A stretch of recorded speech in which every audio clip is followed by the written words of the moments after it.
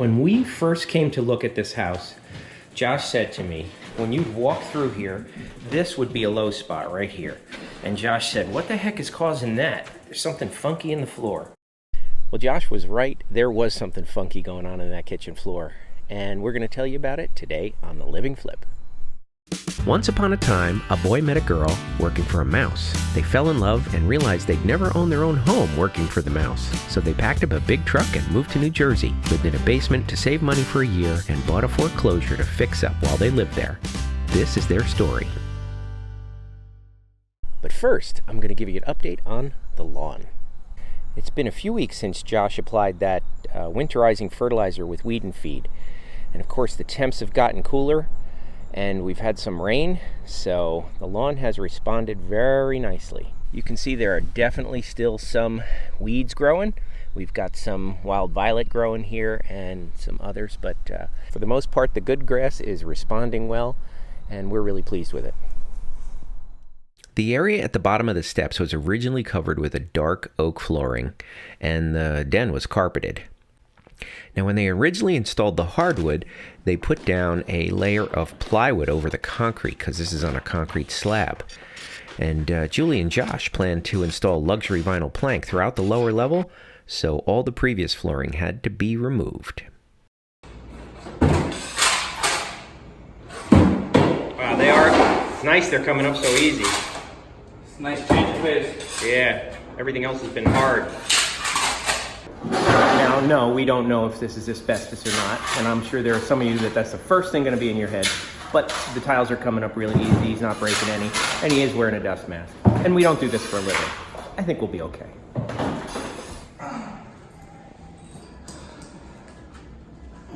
I came in like a wrecking ball. Pop! There you go. So this hardwood floor was put in with this plywood underneath it, and it was shot in with nails. Nails were shot into the concrete, and that is what Josh is having a heck of a time pulling out right now. And that's why we bought the wrecking bar. Man. Wow. Yeah, it's like shooting him in.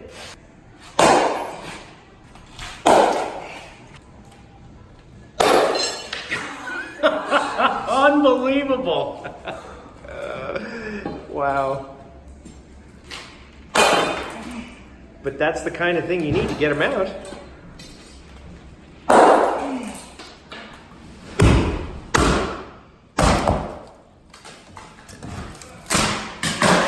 Doesn't take much.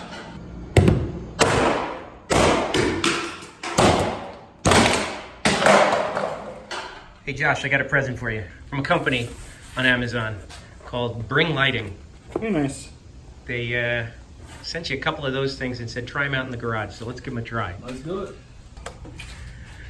All right, so we had these ordinary incandescent bulbs that I replaced with these LEDs, so let's give one of those a try. Open it up. Funky looking light, huh? All right, that's pretty cool though.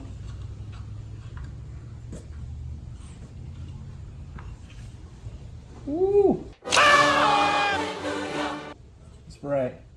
Oh yeah. That's nice. Holy cow. Yeah, and you can point them wherever you need them. Yeah. House sure does look swell, Clark. Very cool. Yeah. That's really great. That's awesome. Wow.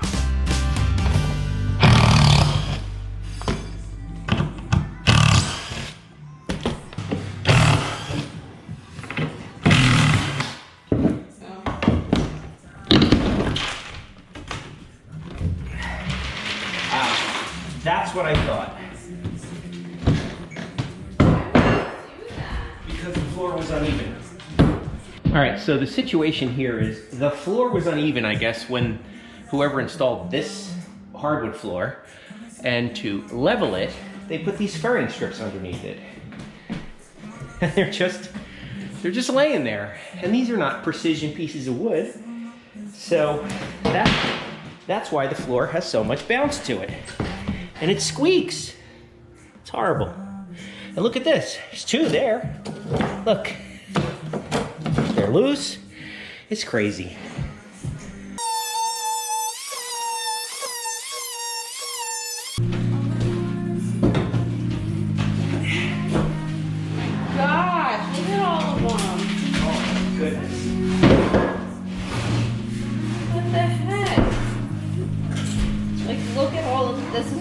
under there. That's why it was so squeaky.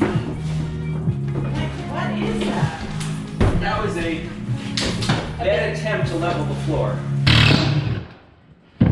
One of the other problems with this solution is that these screws really are only going into the plywood. They're not going into the joists below. So that's why there's so much bounce to the floor. When we first came to look at this house, Josh said to me, when you walk through here, this would be a low spot right here. And Josh said, what the heck is causing that? There's something funky in the floor. So you can tell why. This is original flooring. And then over here, they built this up. And so this piece right here, it's not that that's a low spot, it's that this is high. That's why it's like a wedge, angled up. We've got a subfloor here that is kind of loose, and you've been walking on it and feeling how loose it is and making noise and whatnot. So I brought the nail gun, and you can pop in nails and tighten it up. These nails are a coated ring shank nail, so the ring will hold it nice and tight to the wood underneath and make it so that they don't squeak in the future. So, Josh, take the nail gun, plug it into the compressor. Let's turn this up high and pop that in.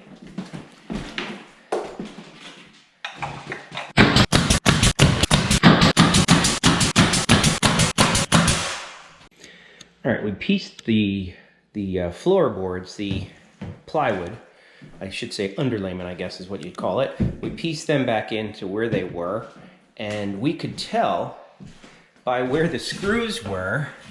Like, for example, here's the joist, here was the screw.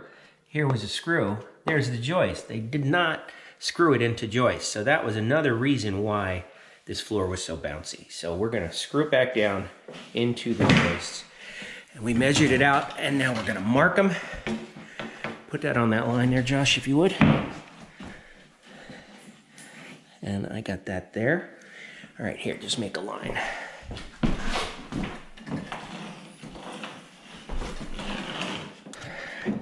And I know a chalk line would be easier. I left it home. All right, I'm downstairs in the house underneath the kitchen. And if you look at it from a high angle, you can actually see, now that the beams are gone, you can actually see a little bit of a curvature that the floor is indeed sagging. The joists are sagging.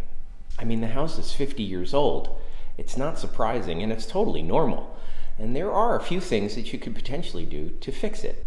One thing you can do is open up the floor from above, and all these sagging joists could get jacked up, and you could sister another joist with it and just double the strength there. And the only problem with that is you're going to double the load, or a lot of weight will be added to this beam right here, which really supports the entire kitchen as well as some of the living room, as you can see. Another alternative would be to put a support beam right down the middle here and jack it up and take that bow out of that ceiling. The only trouble with that is you'd need a column probably right about here, which would just be right in the middle of the den, and that wouldn't be acceptable. Now, another alternative is a self-leveling compound, which is actually like a thin, soupy cement mix. And it works great on cement floors where you're going to have either a floating floor or you're going to glue it down. But we've got a wood subfloor here, and we want to staple it. Some people say you can actually staple through a self-leveling compound. The problem is that the staples sometimes cause it to crack, and those cracks cause it to make crunchy when you step on it. So I don't think that's a risk we're willing to take either. Now, of course, another alternative is that we staple everything else in the house, and just for the kitchen, we glue it down on top of the self-leveling compound.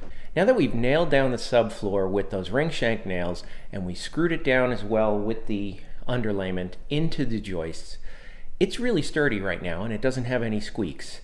So even though there's a little bit of a bow to it, it's really not that noticeable. And honestly, it's less than what it was before.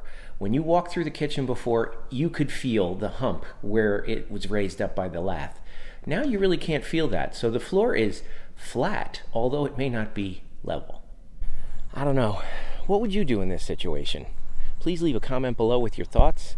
And as always, please give this video a thumbs up, and we will see you in the next one.